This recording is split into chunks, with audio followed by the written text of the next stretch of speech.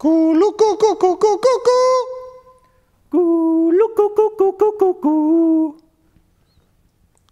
I'm Jim. And I'm Colin. We're sitting here with our stubbies of Elsinore. I can't believe you got these. How are you able to get these beer? These haven't been around for ages. No, they don't sell them anymore. I've had these since 1983.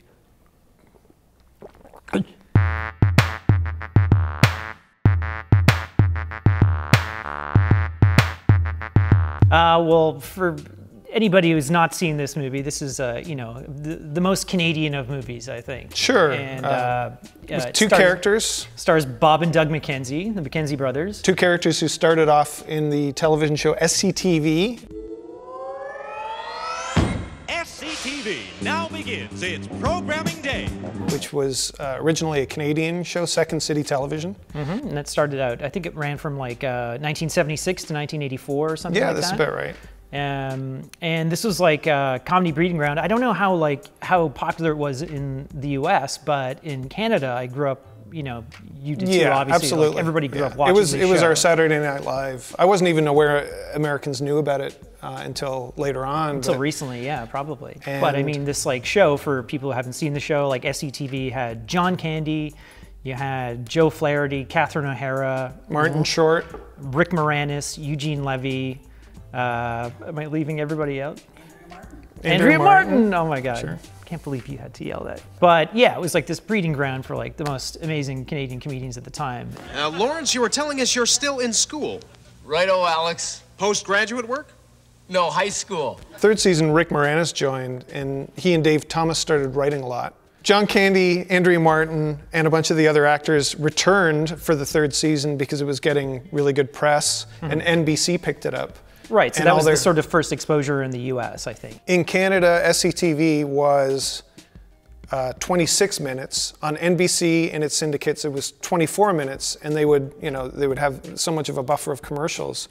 But the Canadian Broadcasting Corporation in Canada, CBC, the government-run broadcaster, had 2 extra minutes, and they went up to the SCTV gang and said, look, we need 2 extra minutes. We need some CanCon, which is government-mandated Canadian content. Canadian content. A certain percentage of the show has to be specifically Canadian. Right, representing Canada, Canadian themed. On SCTV, the show was a half an hour long and they wanted 2 minutes to be Canadian. So we said, well, what does that mean? What is less Canadian about us doing what we're doing than what you want us to do? We're doing the show in Canada, we're from Canada, we are Canadians. They said, Dave Thomas and I finally said, what do you want us to do? Do you want us to put on toques and parkas and sit around and fry up back bacon, and drink beer? And they said, yes, that'll be fine. So we did it. It wasn't enough that a Canadian show shot in Canada with a Canadian crew, with a Canadian cast, written by Canadians, wasn't Canadian enough. Right, exactly, yeah.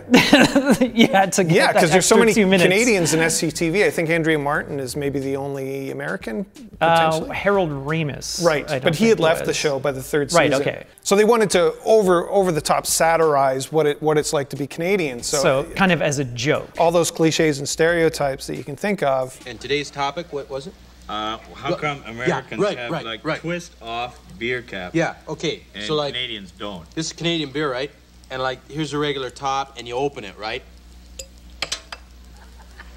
But American ones, they don't have any, right? They twist off. You ever seen them? Yeah, I have. I was talking to them. Which is really like Northern Ontario, like sort of, I'm not going to say backwoods, but rural Northern Ontario sort of accent. And we've run into people who talk like that. Absolutely, right? Yeah. It's like, people say like Canadians talk like that. I think it's sort of the American equivalent would be the sort of American South, like the kind of Southern redneck stereotype. Yeah. This statement could get my Canadian citizenship revoked. Let's hear this statement. I was never a fan of Bob and Doug McKenzie when I watched SCTV. No, I loved SCTV. Wow. Because you know why? And this is true. I found out this in the past couple of days doing research, but I always felt that it was just like this sort of lame improvisation. Which it was. And it was just fill in time. Yeah, which it was. Right. And now it all makes sense. Okay. So I'd always kind of skip it because, you know, I kind of liked the scripted stuff. And, Right. you know, anytime Bob and Doug would come on, I'm like, oh man, it's just going to be them rambling, kind of talking about stuff. And the credits would tend to roll over. Yeah, right? exactly. And they'd sort of keep talking. I liked the fact that they were improvising because they were good at improvising. And I mean, it was always funny. They were just kind of bumbling slobs. Yeah. Drinking beer. I guess the idea of the characters were funnier to me than the actual skits, I guess. Sure. Holy jeez. 5% alcohol. Jeepers. Ball. What's American? What? What's American beer? Oh, less. The way they'd shoot it is the entire crew, everyone went home and just like one guy to manage the camera. They would just like sit around and they would actually drink beer and just sort of riff. Yeah. And then they would get their 2 minutes and then on and on and on. And CBC was happy. These characters, the popularity like shot through the roof. Yeah, and they came out with an LP. The difference between like the album and our show is that like you can't see us, right? So what you might want to do is look at the front cover while you're listening to this. Look at me now. Oh no, just look at me. Don't look at him. Oh, get out. Zoom in on me. No, you can look. How's it going? It's me, Doug. Okay. Good day, everyone. That sold like 1 million copies. Had Geddy Lee from Rush on it, singing a song called "Take Off."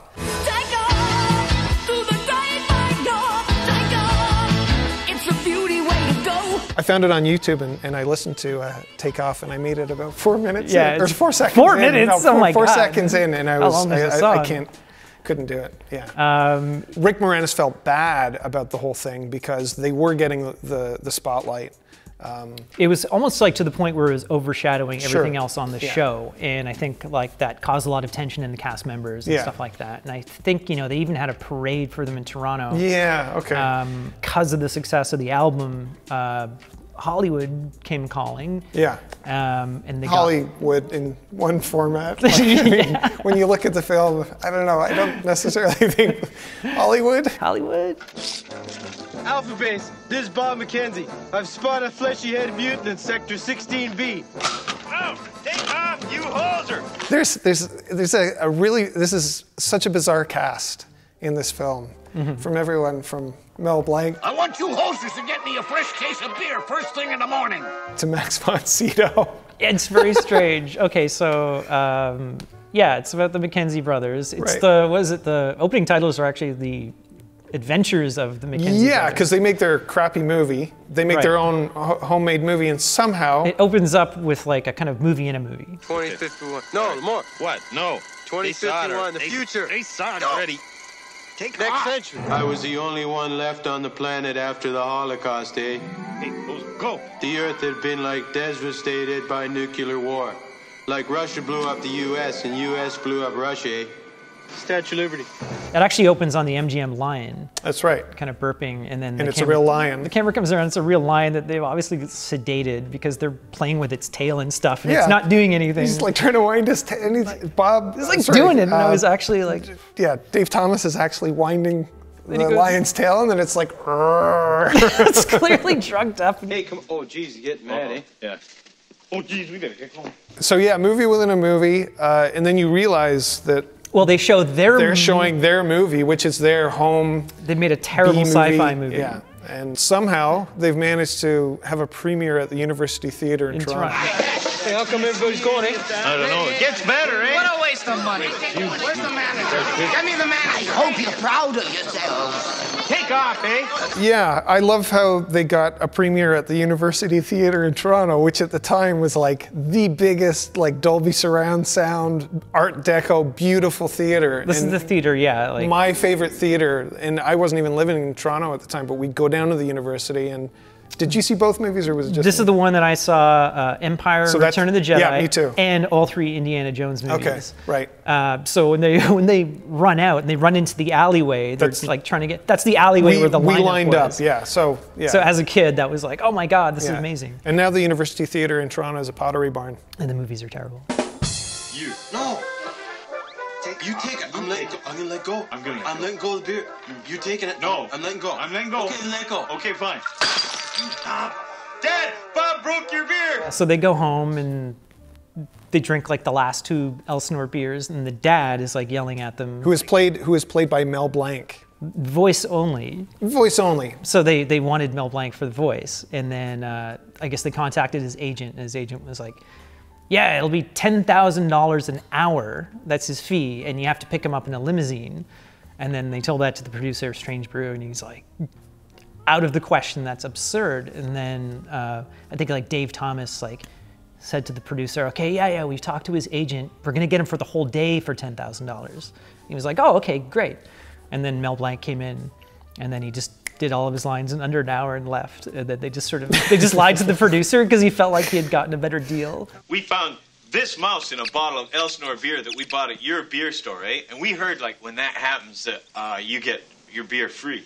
It's in the Canadian Criminal Code, eh? Yeah. Like, there's legal precedent setting cases in law. I was just going to say, like, for, you know, I mean, everything has to be plot driven or you don't really have a story, but I actually really like the fact that the way the plot is driven is by them trying to scam and get like a free case of 2-4, right? Like a 2-4. Yeah. So they pull up to the beer store, which back in the day was called Brewers Retail. Yeah, in Toronto it's a very strange thing. You've got the liquor store, you've got the beer store, but back in the day, separate from grocery beer store stores was called Brewers Retail. Yeah.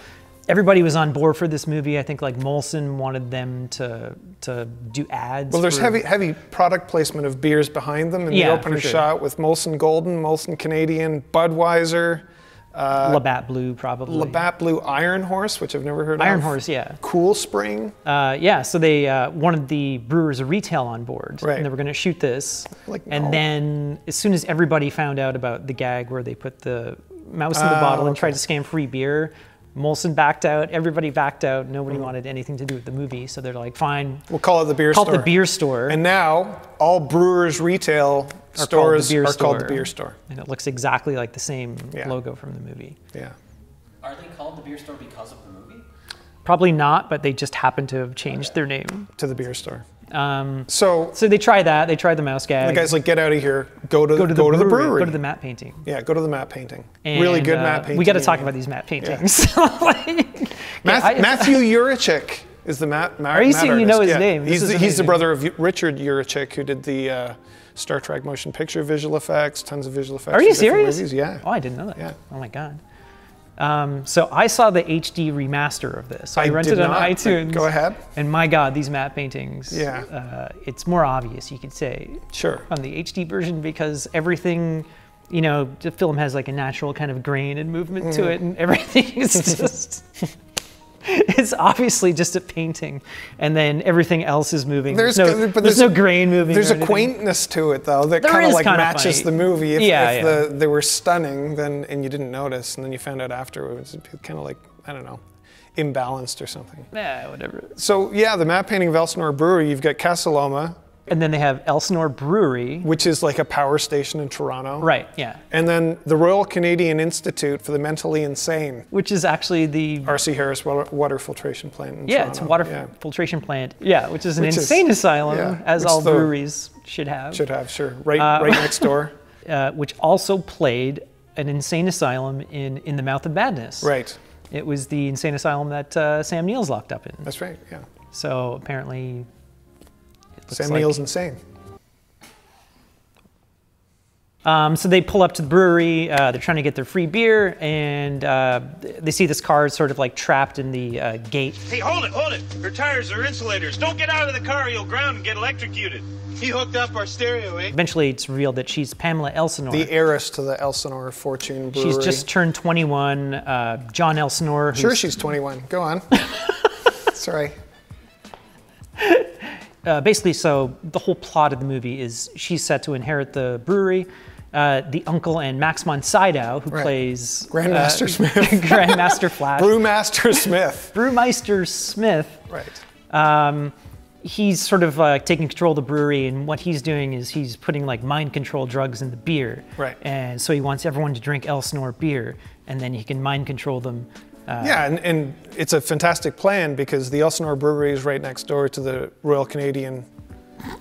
Insane. Wait. No, Royal Canadian Institute for the Mentally Insane. Institute for the Mentally Insane. So yeah, Max von Sydow, he gets all the mental patients over, and he gives him the beer, and he sort of like tests out the mind control. They play a big sort of like hockey organ. He's such a miserable, humorless character that you almost wonder if there's some method acting going on where Max von Sydow's like, why did I agree to do this? But it's like, he's so amazing. He's like, great. He's so good. And it's such a like polar opposite to the Mackenzie brothers like goofy antics. And then when you see the Max von Sydow parts, it's like two different films. We will move towards Oktoberfest as planned. And I will not underestimate our little friends again. And for some reason, he's got giant fake teeth. And I didn't know this. I was watching the first time, and I told you the next day, I'm like, does he have fake teeth? Like, they're just, they're slightly bigger. But it totally impedes his, like the way he's like, oh. In a few hours, I will introduce my special formula to the public. Not really, though. Like, it's kind of big, but well, you haven't seen any Ingmar Bergman films. I haven't, so I wouldn't know. Yeah. I've seen The Force Awakens, and he's in that. This will begin to make things right. I know who you came from. Well, I mean, Max von Sydow's a huge actor. Like he's been in all these Ingmar Bergman films. He was he's in Game of Thrones, Force Awakens. Is he really? Oh, he's in Force Awakens. He's in a movie called Snow Falling on Max von Sydow's with Ethan Hawke.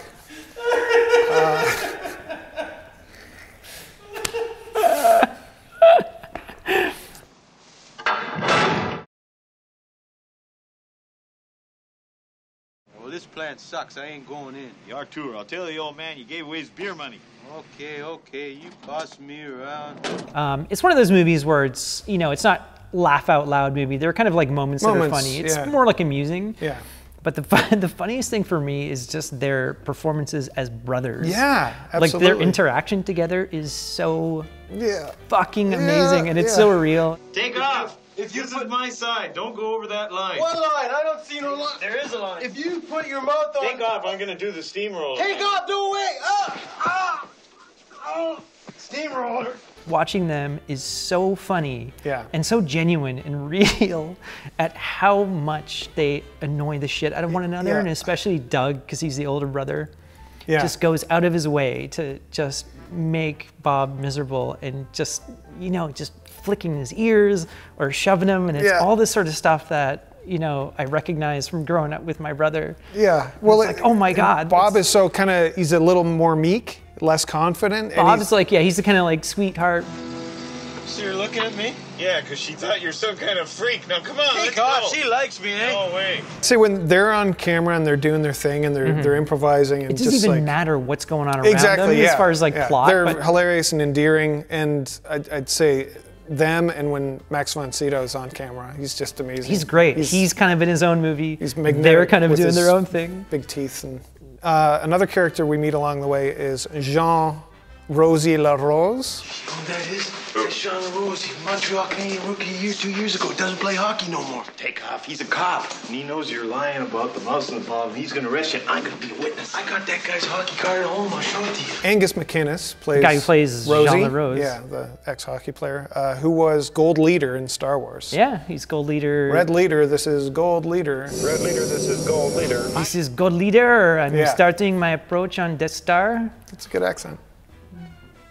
You looked him up. I saw this little clip with him, and he's now, Angus McInnes is like a Scottish name, right? But he's like from Windsor, Ontario. He's been in all sorts of movies, but he moved back to Scotland, and now he runs a pizza delivery service because we know that Scottish pizza is so good. Oh, it's amazing. But no, he's been in a lot of different roles. Is it called Gold Leader Pizza? And then before he brings the pizza to your house, he's shot and his truck explodes. He dies. Loosen up! Loosen up! About that. Sorry, we couldn't make it in 30 minutes or free.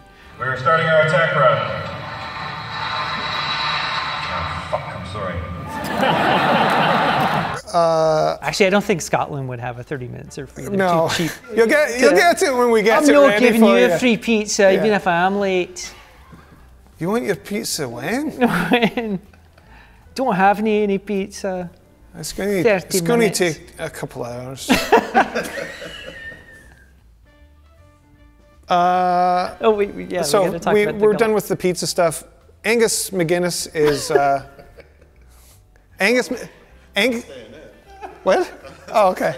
Angus. Do you like haggis in your pizza? It's going to be 3 hours. Okay. Anyway. Angus McGinnis. He was also a footman at the gates in Eyes Wide Shut. Oh, okay. The gates of the big mansion. So he's a pervert. Yes, sure. Okay. He's in the TV show Vikings. He played a Viking. Never heard of it. Fuck you, Colin. My Elsinore beer's finished. Oh my God, that wasn't meant to be drank. That was a prop. Yeah. Jim, I've had this since 1983.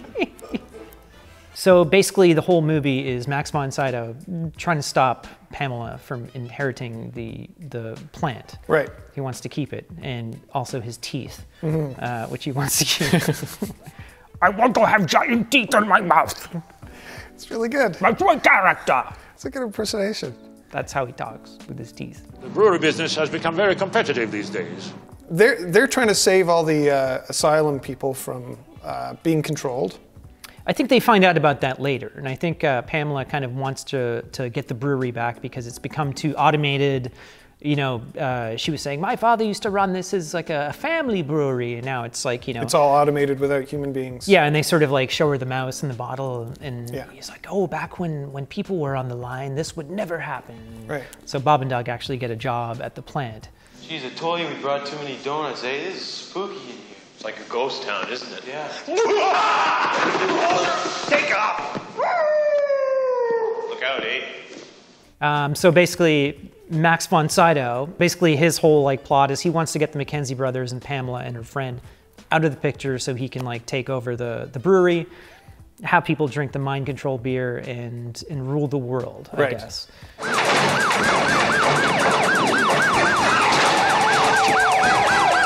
So there's an awesome car crash in the movie. It's like the McKenzie brothers have their brakes cut and their van like crashes into Lake Ontario. And it was like the kind of highlight of all the trailers and commercials. There's a great gag where they go underwater. They realize that they've got all this sort of under, you know, stubbies, all the beer bottles and stuff are like upside down. And they're just breathing air from the stubbies. They also look like they're drinking beer as well, like and getting away with it. But I don't know how they shot that scene because it must last for at least 15 seconds. It's pretty long, and they're in the car. And they're just... And their windows are rolled up as well. And then the cop is in the scuba gear. The cop like knocks on the window. Yeah.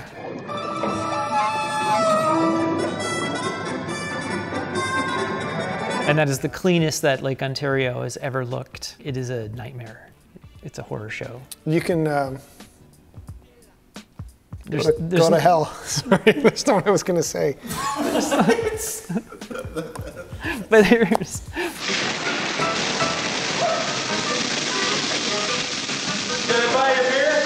So Max, Grandmaster Bruce Smith, locks up Bob McKenzie and Emily? Pamela. Pamela, thank you, are locked up in the keg, I guess, and they're going to suffocate them. He puts them in a keg and then just starts filling it with beer. When I was a kid and I saw this, it always bothered me that it's filling up with beer. I think it's getting warmer in here. I didn't notice anything. And then suddenly she's like, did it just get warm in here? And so Bob had to pee, and he peed in the keg. His reaction, he's like, what? No. I can't believe it. He drank it all. Hey, get me out of here, will ya? I got a whiz to throw. But then he has the idea that he's going to drink his way out. And and you see him in this big, giant, fat suit, and he's like, 5 stories tall. And he drank all the beer, and it's a big gag. But I always thought in my head he drank his own pee.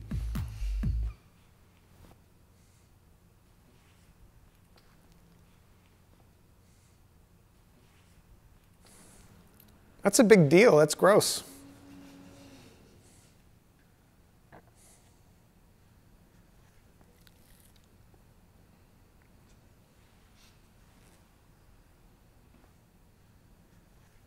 Where are you going? Oktoberfest. Jeez, I've had enough beer for a while. 2 trucks full of that bad beer went there this morning. We have to stop the people from drinking it. Yeah, so Bob drinks all the beer. Well, Oktoberfest. Oh, well, we're getting to that. So basically, So, it's big. let me just do this, all right? Jesus Christ. You've been wanting to talk about Oktoberfest for so long.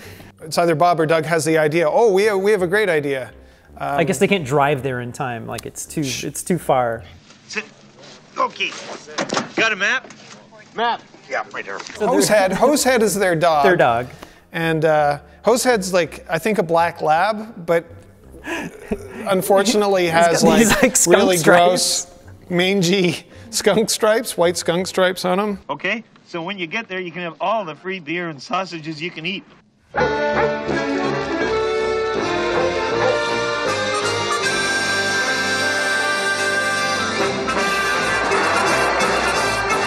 Is this movie playing by its own rules? Because this sort of... It's making up the rules. I think so, because how is their dog flying?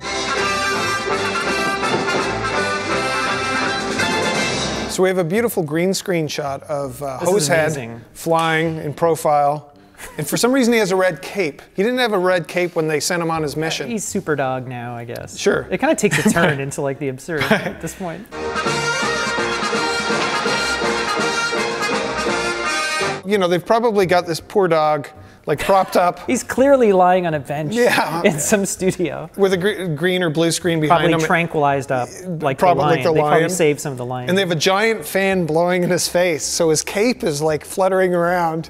And then the cape blows off and the dog's like... The dog looks back at the cape. It's so funny. But the dog is just so like, couldn't care less, just like, what the fuck happened back there? I like how they have the dog land in Oktoberfest. Because it's not like it just lands, it rips through the big circus tent. Sound. And everyone's like, ah, skunk, skunk! So everyone clears the tent. And Hosehead eats all the sausages. So by the time all the cops and like Bob and Doug and everybody arrive at Oktoberfest, everyone's saved. Everyone's gone, and no one's drank the poison beer, and Hosehead saves the day. He's eating sausages. Exactly. And that's pretty much it. And then it all wraps up. Let's go here. Let's go here. See you, Inspector. Bye. And Rosie and Emily, Aubrey, Pamela get to... they end up hooking up. They end up hooking up. Not on camera. I wish.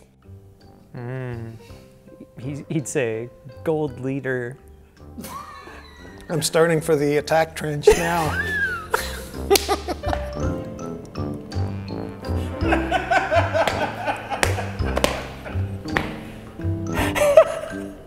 That's perfect timing.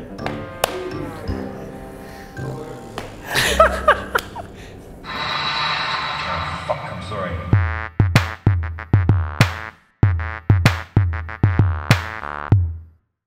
You know, I mean, there were other things. There was like a book that came out on the Mackenzie brothers. There was a Mackenzie brothers cartoon. I didn't watch it. Cartoon went for...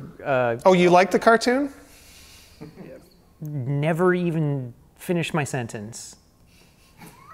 Didn't even say I liked it or watched it. You don't have to. So... Cheers.